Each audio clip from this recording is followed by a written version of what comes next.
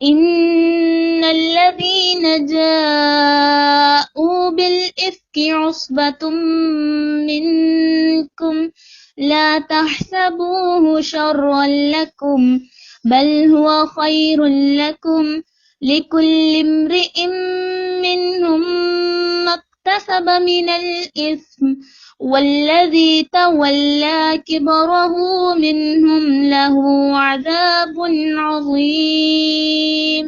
الذین بے شک وہ لوگ جو جاؤ لائے ہیں بالافکی بہتان عصبتن ایک گروہ ہے منکم تم میں سے لا تحسبوہ نہ تم سمجھو اسے شرن برا لکم اپنے لیے بلکہ ہوا وہ خیرن اچھا ہے لکم تمہارے لیے لکلی واسطے ہر امرئن شخص کے ہے منہم ان میں سے ما جو اکتسبہ اس نے کمایا من الاسمی گناہ سے والذی اور وہ جس نے تولا اٹھایا کبرہ بڑا بوجھ اس کا منہم ان میں سے لہو اس کے لیے عذاب ہے عظیم بہت بڑا.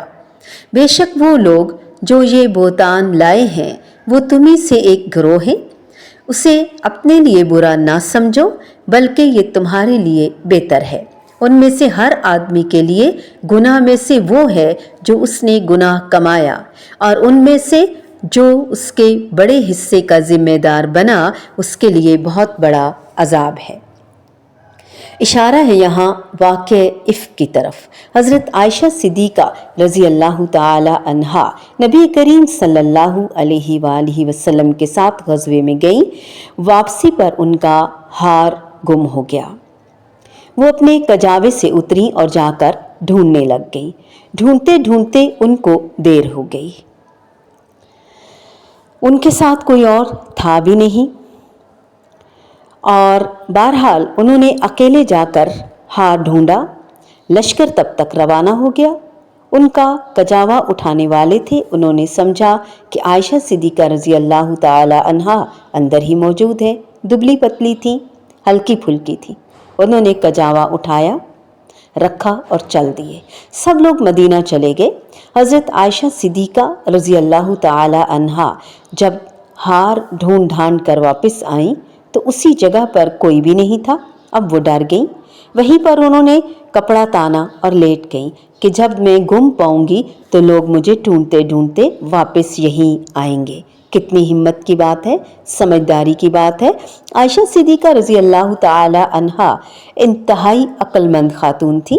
انہوں نے ادھر ادھر بھاگنا شروع نہیں کر دیا, اسی جگہ بیٹھ گئیں.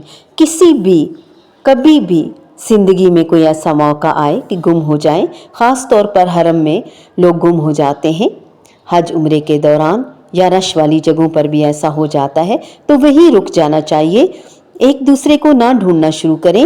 عموماً ہمارے ہاں ایسا ہی ہوتا ہے کہ جب ہم گمتے ہیں تو ایک دوسرے کو ڈھونڈنے کے لیے مزید گم جاتے ہیں.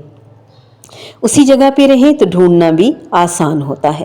صحابی جو پیچھے رہ گئے وہ کوئی گرا پرا سامان اٹھا کے لاتے, دیکھتے کہ کوئی چیز پیچھے تو نہیں رہ گئی. قافلے سے کچھ فاصلے پہ وہ آتے. جب وہ آئے وہاں سے گزرے تو دیکھا کہ عائشہ صدیقہ رضی اللہ تعالی عنہا وہاں موجود ہیں, کیونکہ انہوں نے حجاب کا حکم آنے سے پہلے بھی آپ کو دیکھ رکھا تھا. اور ویسے بھی ڈیل ڈول میں انسان ایک دوسرے کو پہچان ہی لیتا ہے. انہوں نے فرمایا انا للہ و انا الیہ راجعون, اور اپنا اونٹ روک لیا, اونٹ کو بٹھایا. عائشہ صدیقہ رضی اللہ تعالی عنہا خاموشی سے اس پر آ کر بیٹھ گئیں. راستے میں کوئی بات نہ ہوئی اور یوں ہی مدینہ چلی گئیں. جو ہی مدینہ میں داخل ہوئے پتہ چلا کہ حضرت عائشہ صدیقہ رضی اللہ تعالی عنہا اس کجاوے پر آ رہی ہیں, تو عبداللہ بن ابی نے جھوٹا الزام لگا دیا کہ نعوذ باللہ نبی کی بیوی اس فلاں شخص کے ساتھ آ رہی ہے. انہوں نے تہمت لگائی, الزام لگایا, بہتان لگایا. یہ خبر سب میں تو نہیں پہنچی, لیکن چند لوگوں میں منافقین جو تھے وہ اس خبر کو ڈسکس کر رہے تھے. لیکن مومنوں میں سے بھی جو مخلص لوگ تھے 3-4 لوگ وہ بھی ان کی باتوں میں آ گئے۔ یہ خبر کوئی چھوٹی خبر نہیں تھی، اس نے سارے مدینے کے اندر ایک سنسنی سی پھیل گئی جس کی وجہ سے،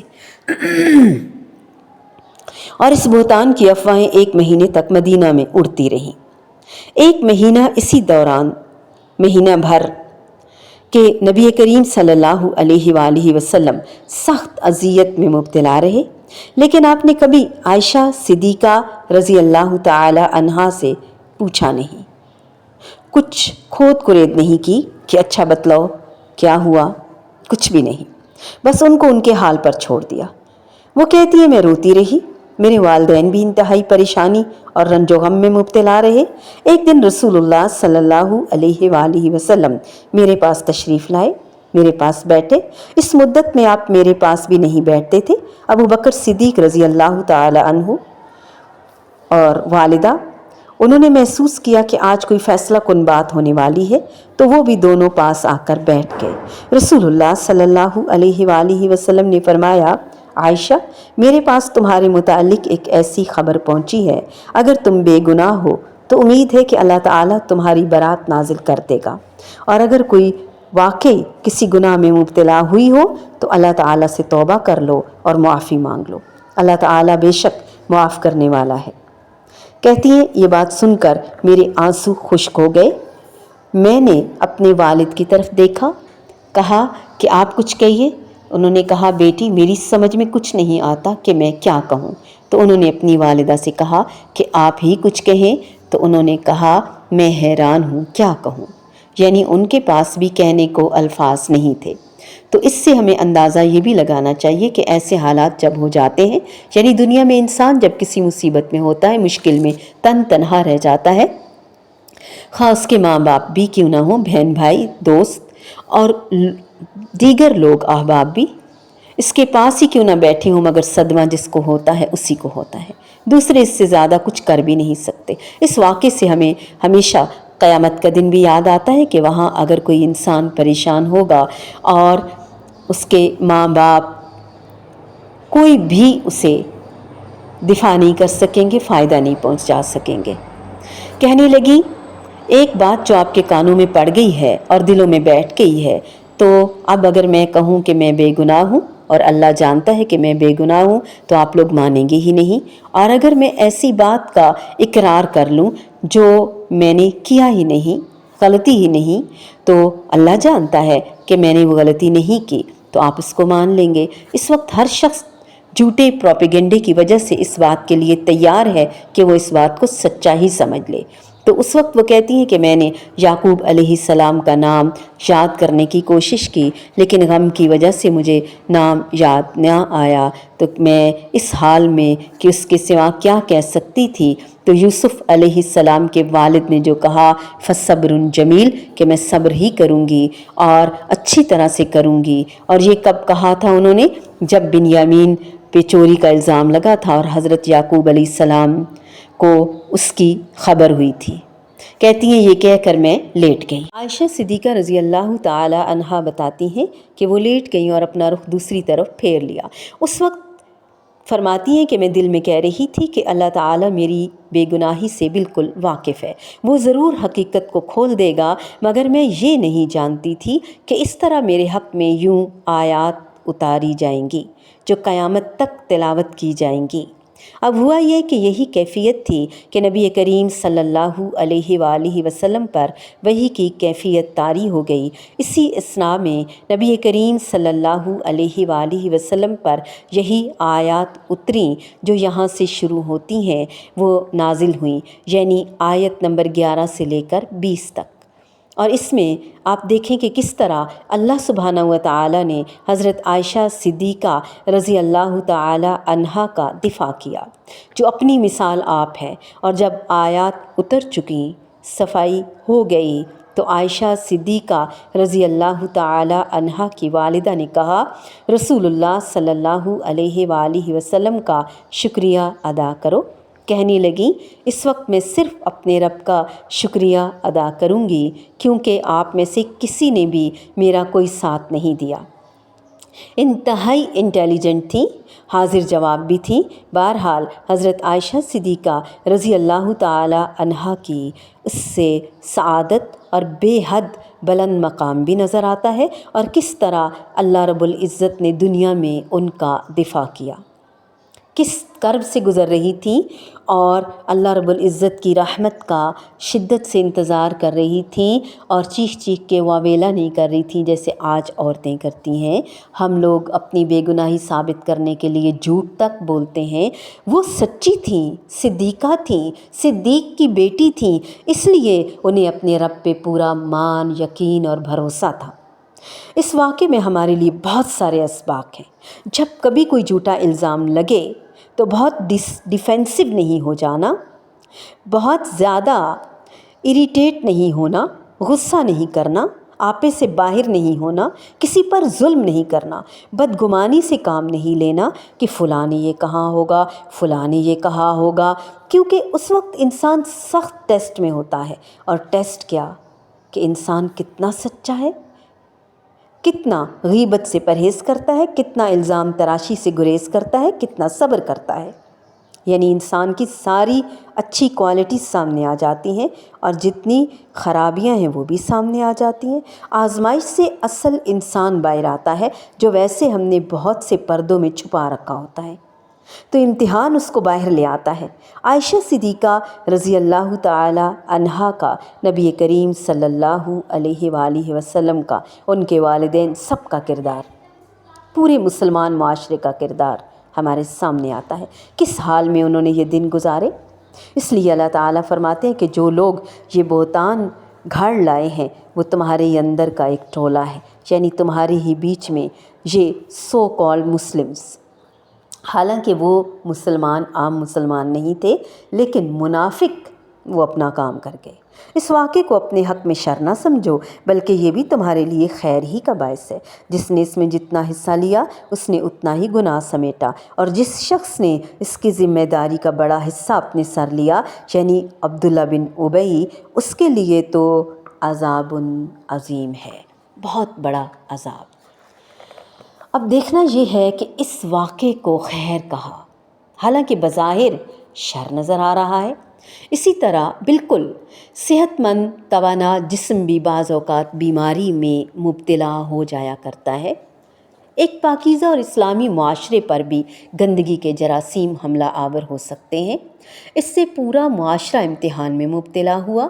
امتحان اچھی طرح اسباق پکے کرنے کا سبب ہوتا ہے اور لائق طالب علم کے نکھار کا بھی سبب بنتا ہے۔ جراثیم کے حملے سے جسم میں قوت مدافعت کا نظام الرٹ ہو جاتا ہے، اس کے خلاف اینٹی باڈیز تیار کر کے دفاع مضبوط کرتا ہے۔ اسی طرح اس ناگہانی حملے نے اگرچہ وقتی طور پر اسلامی معاشرے کے جسد کو بخار میں مبتلا کر دیا، لیکن اس سے دفاعی قوت بھی نکھر کر سامنے آ گئی۔ نبی کریم صلی اللہ علیہ وآلہ وسلم کا صبر و ضبط اور حلم کھل کر سامنے آ گیا۔ آپ صلی اللہ علیہ وآلہ وسلم کا ایک حکم عبداللہ بن ابی کی گردن اڑانے کو کافی تھا، لیکن اپنی ذات کا انتقام آپ صلی اللہ علیہ وآلہ وسلم نے نہ لیا۔ حضرت عائشہ صدیقہ رضی اللہ تعالی عنہا ان کی کسی بھی سوکن نے، جو رشتہ حسد کے لیے بہت ہی رشتہ بدنام ہے کہ یہ حسد کرتی ہیں ایک دوسرے سے، جو بھی سوتنیں ہوتی ہیں، اس مہم میں ادنا ترین شرکت بھی نہ کی، بلکہ کلمات خیر ہی حضرت عائشہ صدیقہ رضی اللہ تعالی عنہا کے حق میں کہے۔ حضرت ابوبکر صدیق رضی اللہ تعالی عنہ کے ایک ایسے رشتہ دار نے اس بہتان میں حصہ لیا تھا جس کے گھر بھر کی وہ کفالت کرتے رہے تھے، لیکن انہوں نے مدد سے ہاتھ نہ اٹھایا اور صبر سے اپنی عزت پر وار سہتے رہے۔ اسلامی معاشرے کے جسمانی وجود پر بدر، احد، خندق کے مارکے گزرے تو اس کے اخلاقی وجود پر اس حملے کا بھی بالآخر منہ توڑ جواب دیا گیا، اور ابتدائی مشکلات کے بعد اللہ رب العزت نے اس مارکے میں بھی فتح مبین سے ہی نوازا۔ حضرت عائشہ صدیقہ رضی اللہ تعالی عنہا پر بہتان لگانے والوں پر حد قذف جاری کی گئی۔ 3 مسلمانوں کو 80 کوڑوں کی سزا دی گئی جن پر جرم قذف ثابت ہوا۔ منافقوں کو چھوڑ دیا گیا آخرت کی سزا پانے کے لیے۔ اس کا یہ مطلب ہے کیا کہ مومن کو دنیا میں حد جاری کرنے کے نتیجے میں کیا اسے آخرت میں سزا نہیں ملے گی؟ اسلامی سزاؤں کا تصور یہی ہے کہ جو سزائیں ہیں یہ گناہ دھو ڈالتی ہیں۔ شرط کیا ہے؟ سچی توبہ، سزا قبول کرتے ہوئے باغیانہ رویے یا گناہ کے اعادے کی بجائے شرمساری، توبۃ النصوح۔ آخرت میں یہ گناہ نامہ اعمال سے ساقط ہو جاتے، مٹا دیے جاتے ہیں۔ اس لیے بہت سارے صحابہ کا ہمارے سامنے زندہ مثالیں ہیں کہ وہ خود چل کر آئے اور اصرار کیا اور رسول اللہ صلی اللہ علیہ وآلہ وسلم سے فرمایا کہ مجھے پاک کیجئے، اور گناہ پر پردہ ڈالنے اور اللہ کے حضور سچی توبہ کرنے کا حکم ہے۔ آپ صلی اللہ علیہ وآلہ وسلم نے حد جاری کرنے کے بعد نماز جنازہ تک پڑھائی اور فرمایا ایسی توبہ قبول ہوئی ہے کہ اہل مدینہ میں اگر تقسیم کر دی جائے تو سب کے لیے کافی ہو جائے۔ اسلام کا تصوری حیات کیونکہ اس دنیاوی زندگی کے اس پار ابدی زندگی پر بھی نگاہ رکھتا ہے، اس لیے اسلامی قوانین مجرم سے حقیقی ہمدردی کرتے ہوئے ایک طرف معاشرے کو جرم سے پاک کرتے ہیں، دوسری جانب مجرم کو گناہ سے بھی پاک کرتے ہیں، اس کی ابدی زندگی کو آگ میں جھونکے جانے سے بچاتے ہیں۔